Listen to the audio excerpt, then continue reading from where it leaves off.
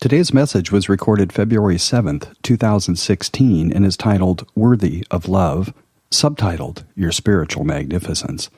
So come visit us sometime at seasidecenter.org or join us in Encinitas, California sometime, where great music, a spirited message, and a joyful, loving community await you. Feel the joy, feel the peace, and the comfort of home, 'cause all are welcome here.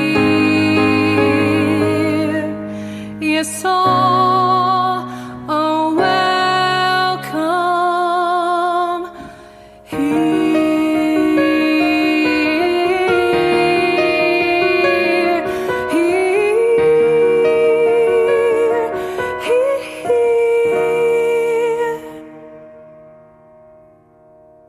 In many of the religious science communities and the Centers for Spiritual Living this month, there's a theme going on about awakening your spiritual magnificence. And Ray was talking about what are you identifying with, that identity of your being. I want it to be your spiritual magnificence because that does light up the room. It's definitely good. And this week in particular, they are pulling a piece out of what Ernest Holmes believed, where he said that all are incarnations of the one Spirit, that all are incarnations of the one. That's it. That's the truth of who you are. And when you can come to know that, when you can believe, when you can know, you are then so much easier to recognize your worth, your magnificence. This morning at Seaside, as you're reading, it's about your worthiness to experience love. When you know that you are Spirit expressing, then when you know that you're an incarnation of that one Spirit, how much more worthy could you be? That's right. I mean, if it's God showing up, how much more worthy could that be?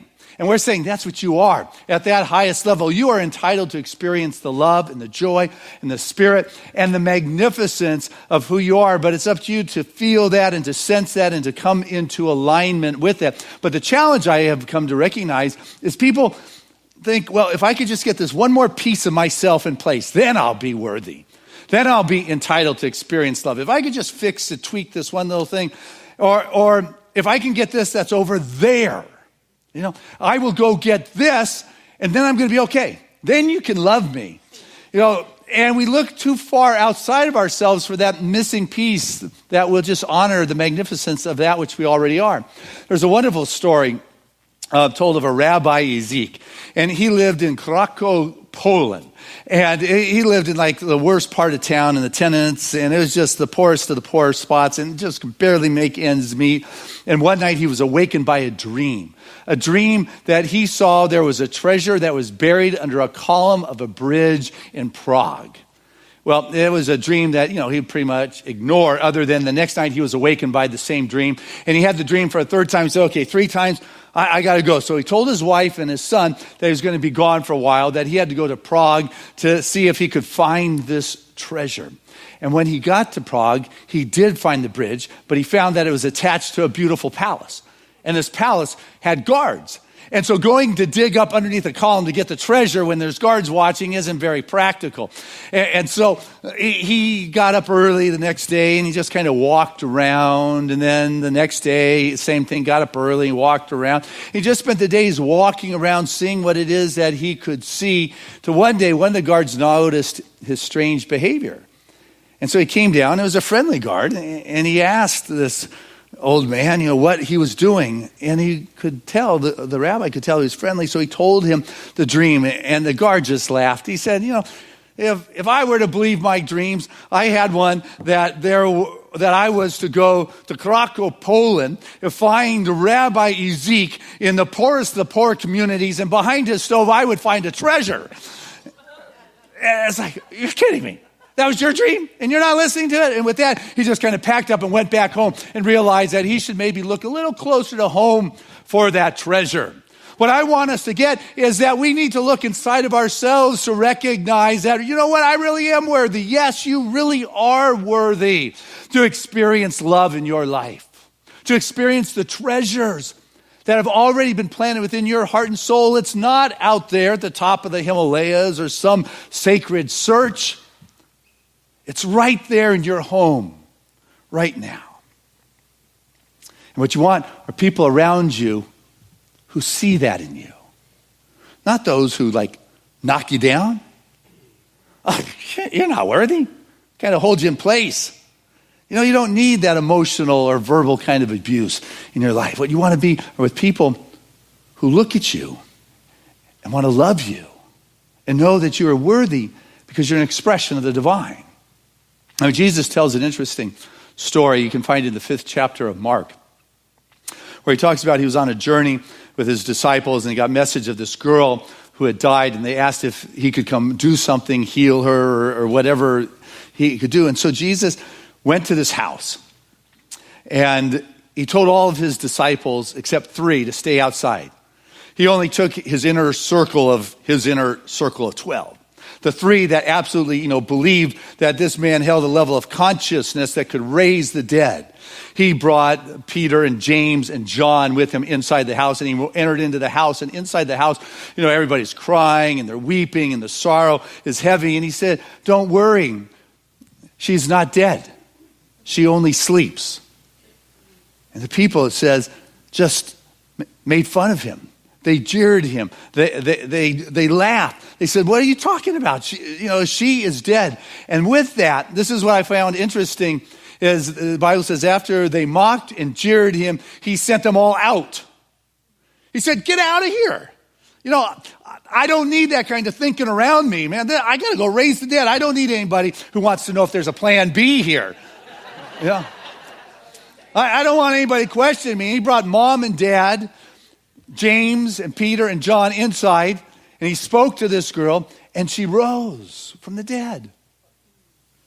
Now, he probably could have done that in front of everybody and just had their jaws dropped and go, "Wow," but it wasn't about that. He wanted to make sure there were individuals in his world that knew that he was worthy to speak these words of truth. What we need in our life are not people that are going to mock us and jeer us, but those that hear us share our dreams, say, "Yes, of course you're going to get that degree. Yes, of course you're going to beat that addiction." Not somebody who can give you 10 reasons why you'll never beat the addiction, or why you can never get back with that person, but someone who knows your relationship is golden and you have everything to make it turn in and blossom into the fullness of what it is. There is no plan B here. There is the presence of God that is seeking to express itself, and the way we do that is we just come into alignment with Spirit and not try to make Spirit do something. See, the spiritual practice that I want us to understand when it comes to worthiness is if we could just sit and come into conscious alignment with what Spirit is. And recognize there is no otherness. There is God. It is magnificent. It is wonderful. It is whole. It is just the true essence. And I am of that. And this is what is emanating from who I am as I walk in this world. And anybody who can't meet that vibration, out. Because I am worthy to be recognized and entitled to experience the love. And it's not because I'm going to try to raise the dead or produce a car or figure out how to get a mortgage, but because I am consciously in alignment, the emanation, the expression, the divine that comes through me brings all of that into expression. I've dropped into that God vibration, and it attracts into my world that which Spirit is, and it is everything. It is omnipresent. It is the mortgage. It is the car. It is the rising from a dead situation. But I've got to come to know that and believe that, and only allow those around me who see that in me. So don't take advice from unhappy people is what I have to say here.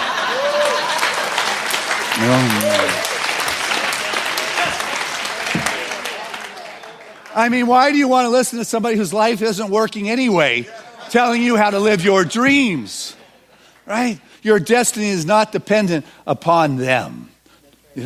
It's dependent upon you feeling that divine vibration, to feel that presence of God, and to know that for which you've come into this world to be, that you are a wonderful expression of Spirit as you walk in this world, and nothing can deny that. And as you come into alignment, you begin to feel that and to sense that in your body, in your soul, in your spirit. You are able to be that place where God is known, and you do that through your meditation. You do that through your spiritual practices. You do it through your contemplation. You do it through your prayer. And this is beyond the technological stuff. This is the divine emanation of the sensual, the feeling essence of one's being. But what is happening is our kids that are children that are growing up in this day and age, so many are being indoctrinated through the technological upbringing. They are no longer being communally held and embraced and told stories at night around the fire in the house, but rather they are allowed to watch their screen. us kids, it was TV. Now it's, iPods or pads or whatever. It's just their games and their apps, and they're learning and educated and being indoctrinated through that kind of vibration, as opposed to the communal loving of this individual that recognizes the magnificence and teaches them that they are worthy from the day in which they have arrived on this planet, and they walk this world knowing the love that is being poured forth upon them, as opposed to sitting in another room by themselves going, yeah. Not, yeah, Spirit's moving in me. And it's alive and it's dynamic. And so when things change, because life changes, you notice? Yeah. But what happens a lot of times is when an aspect of our life morphs out of what it was, we sometimes feel as if we have lost our identity. Right? And if you don't have that self-worth and you're tied up to that role, to that job, to that relationship, all of a sudden you feel, I've lost my identity. I'm no longer this pair. Or I'm no longer this job. But what's important to recognize when you know your self-worth is that you never can lose your identity. What you do is you may lose a role, but you step into that next iteration of your life with an expanded identity, with all the past experience that you bring to this new dynamic, and free and able to embrace what is next for you in life. That you are worthy to take Spirit to a new level, to a new place, and to a new expression in your world. And that you have everything, and that life loves you so much because you are a vortex of that divine emanation, that you are a place in which the Spirit is expressed, that what is coming forth through you is new and wonderful, and it is based upon what it is you came from in your life. You were worthy then, and you are worthy now.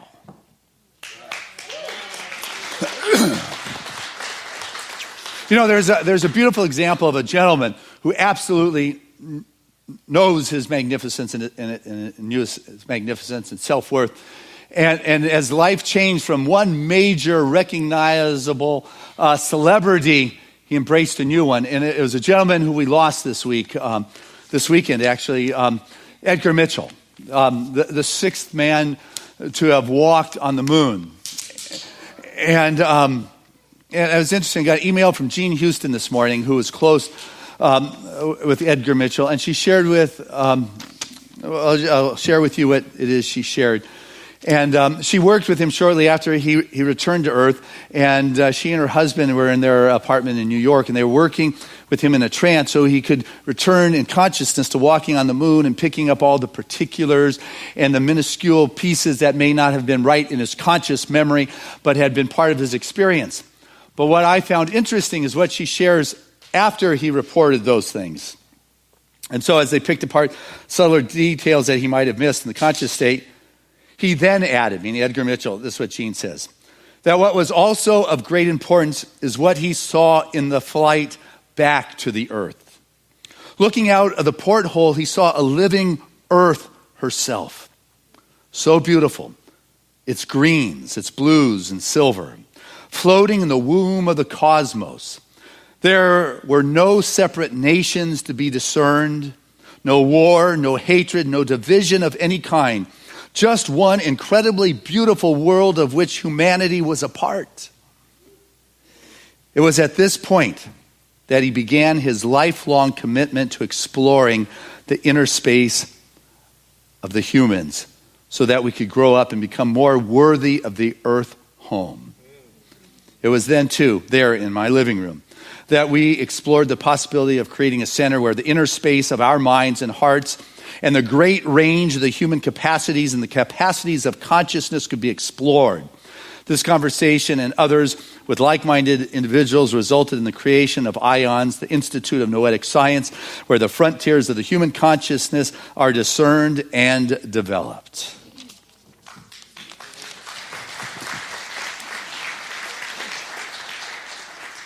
Here was a great respected scientific mind that all of a sudden took his expertise and said, you know what, there is more. Something shifted when he saw the new if there was a religious or spiritual or philosophical icon that will unite our planet, it is what we all now know is that blue-green orb sitting in the womb of the cosmos. And one of the things he said, a quote that Edgar Mitchell was famous for, is that there is no supernatural or unnatural. There's only a big gap between what we know and what is natural.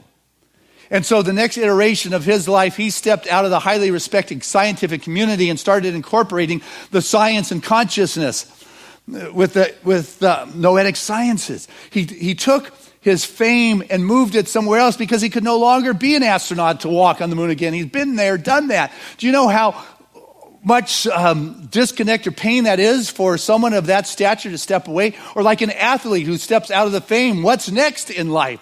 What I want us to get is when you know that you are worthy and that you are loved, that what's next in your life doesn't need to be this huge disaster of something dropping off from your world. You can then be propelled from what was, whether it was relationship or career, into what's next because you know that you are worthy to be a conduit to bring forth this spiritual expression in a life that is calling for what it is you have, your brilliance to be delivered in a way that this world is hungering for. But you've got to know you're worthy to be that delivery system. Because you are the light of the universe. You are the light. And so what that takes sometimes is the letting go of people or situations that may have hurt, that create the schism or the separation or that propelled you into the next step. Because sometimes it takes a dynamic that pushes you out the door. It takes someone who says, hey, you're not of matching consciousness. Out you go, is what Jesus said to the people. There is no plan B here. And so when we have that cut in our world or that schism, it's up to us to forgive. Because you're of that high vibration. You're of a higher frequency. And you're the one who's got to realize that sometimes forgiveness is not always easy. But it's a choice. It's like a selective memory, okay? I'm going to forget this aspect of things, but I'm going to recognize there's spirit that is moving here. And I'm going to choose to step on and let go of this dynamic in this situation. And as you move on your spiritual path, sometimes those individuals you have played with no longer match who you are now. That's right. And it's up to you to be able to step forth in love. You're entitled to love. And you don't need to pull everybody along with you. Sometimes you just need to let them go. You can't be looking and scraping for worms with the chickens and soar with the eagles. You know, you've got to let them go. But you don't need to stand up and make a big announcement and say, you know what? You got to be out of my life. Reverend Christian says, I got to get rid of you. You know? Leave my name out of it, please.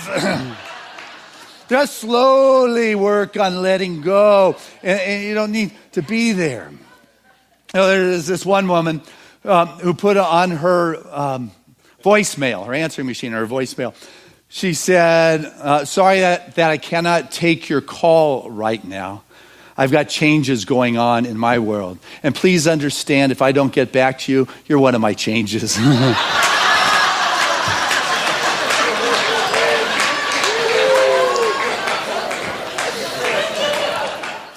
Making these choices is not always the easiest thing to do in our life. And our ego mind will try to hold on. I've got people who say, you know what?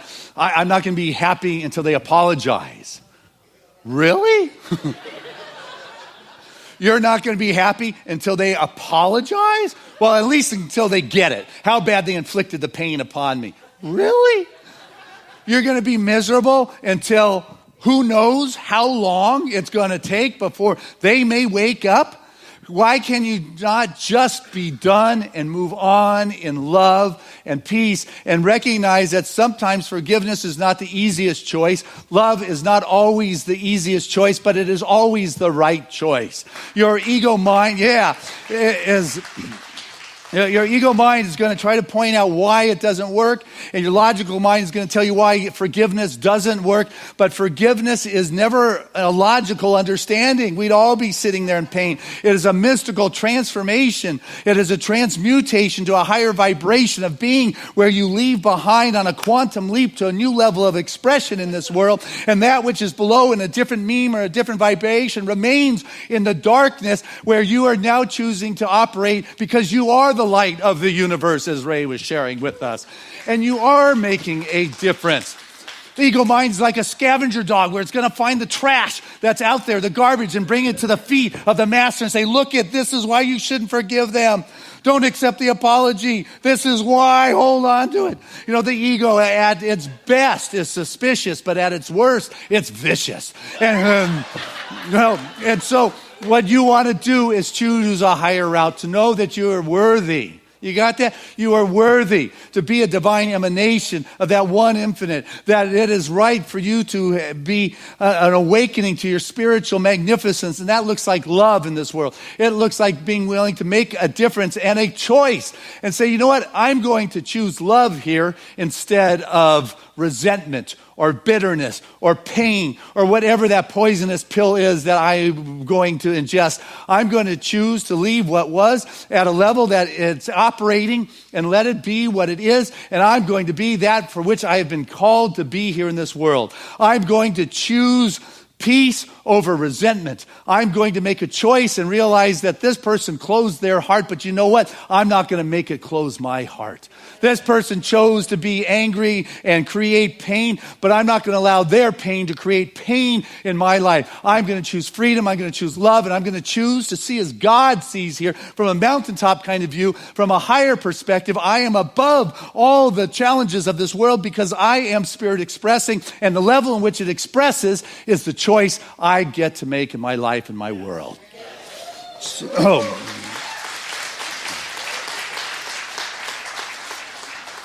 you get to see things in your life, but what you do with it is where you come from.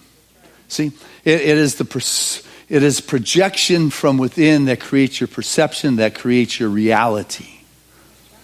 It is right. That's what I'm telling you. There was a violin. Oh, I don't know. You said it. There was a violinist, Giuseppe Tartini. And I never heard of the guy. It was 300 years ago. But he was a young violinist in 1712. And he reported that he had a dream and he was visited by the devil that played for him such ecstatic, incredible music that he never wanted to awaken from this dream. But unfortunately, and to his torment, he awakened from this dream.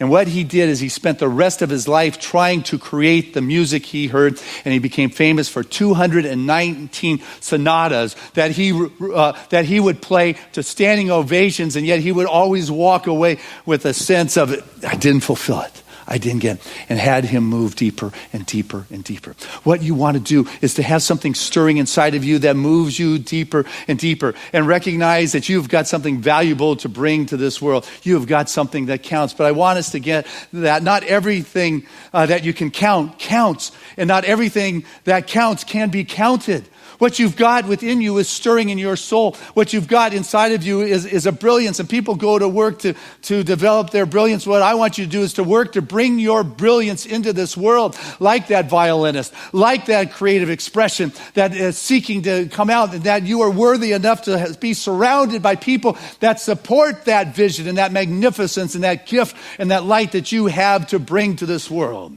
I love what the theologian Howard Thurman said. He said a lot of great things. But this one particular one is just coming to mind. First service didn't get it, but I got it now. And that is, don't ask what the world needs. Ask what makes you come alive and go out and do it, because what the world needs are more people who come alive. Yeah. What we need are more people who are being that channel for their brilliance to come through. More individuals who are, when are caught up in overwhelm, don't allow the overwhelm to stop them or deny them the gift that they have brought for humanity. We are on this little blue marble floating in the womb of the cosmos, as Edgar Mitchell says. And you know what? You have an integral and important piece to allow it to be experienced in the manner in which he saw a world without borders, a world without conflicts, a world that loves and cares for one another, a world that is willing to collectively hold and nurture the young as they come into this life and sing their song and tell them the story of how needed they are, how welcome they are, and what a wonderful gift they have to bring to this world, because they are worthy and they are entitled to the love that brings forth the magnificence of their being, just like each and every one of us is. God bless us as we share this with the world in which we live.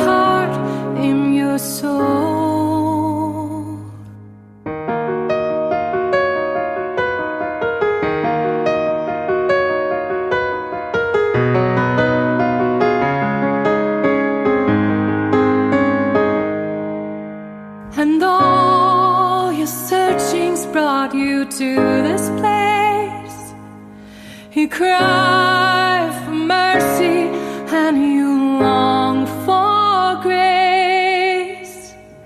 Feel the love, feel the light. Won't you come in from the cold? 'Cause all are welcome here. Feel the joy, feel the peace, and the comfort of home. 'Cause all are welcome here. are welcome here.